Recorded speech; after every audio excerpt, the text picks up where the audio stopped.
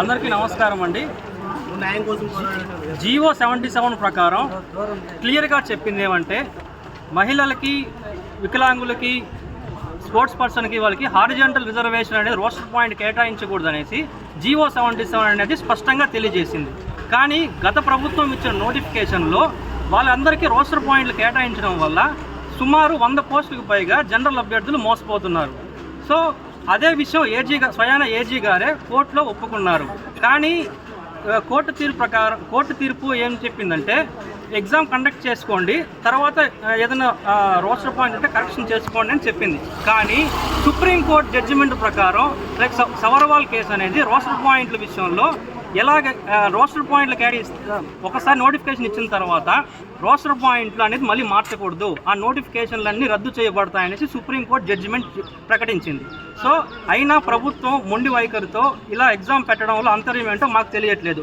ప్రభుత్వం నిరుద్యోగులు ఎన్నుకున్న ప్రభుత్వం కాబట్టి ఆ రోజు మేము ఓటేసిన దానివల్ల ఈరోజు మేము ప్రశ్నిస్తున్నాం. దయచేసి ఈ రోస్టర్ విధానాన్ని సరిచేసి ఎగ్జామ్ పెట్టవలసిందిగా మేము గవర్నమెంట్ని రిక్వెస్ట్ చేస్తున్నాం.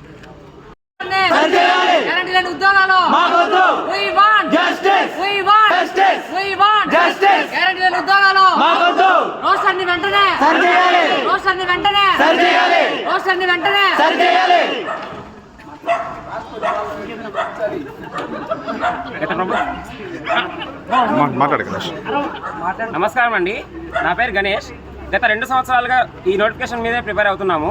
గత గవర్నమెంట్ ఇచ్చిన నోటిఫికేషన్ తప్పుల తరగగా ఉందని అందరికీ తెలుసు. అందులో ఎన్నో రోస్టర్ మిస్టేక్స్ ఉన్నాయి.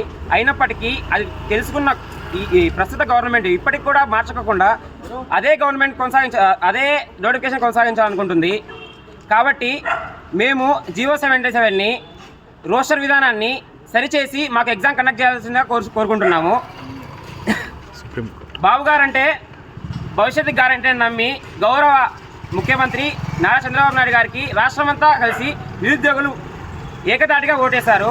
ప్రస్తుతం మా అందరి గోడు ఆయన విని, ఆయన చూసి వెంటనే దీనిపై స్పందించాలని మేము కోరుకుంటున్నాము.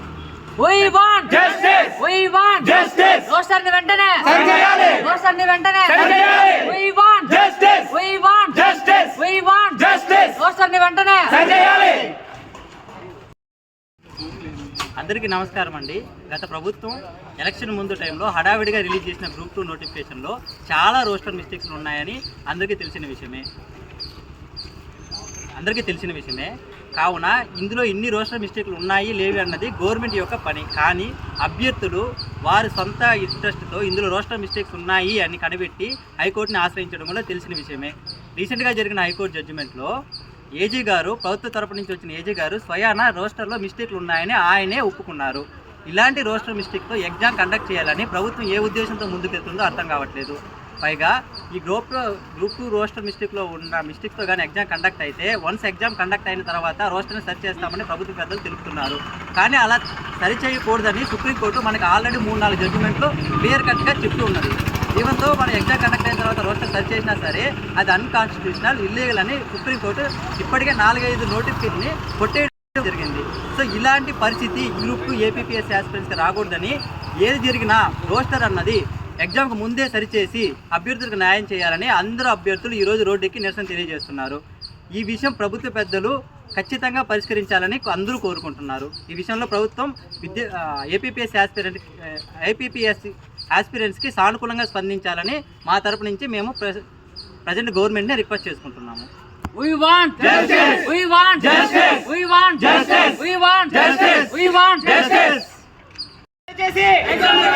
ఎగ్జామ్ రాసినా మా జీవితాలు ప్రశ్నార్థకమే. ఎగ్జామ్ రాసినా మా జీవితాలు ప్రశ్నార్థకమే. రోస్టర్ సరిచేసి ఎగ్జామ్ పెట్టాలి. రోస్టర్ సరిచేసి ఎగ్జామ్ పెట్టాలి. ఎగ్జామ్ రాసినా మా జీవితాలు ప్రశ్నార్థకమే. నిరుద్యోగులకు న్యాయం చేయాలి. గ్యారెంటీ లేని ఎగ్జామ్ ఆగొద్దు. గ్యారెంటీ లేని ఎగ్జామ్ ఆగొద్దు.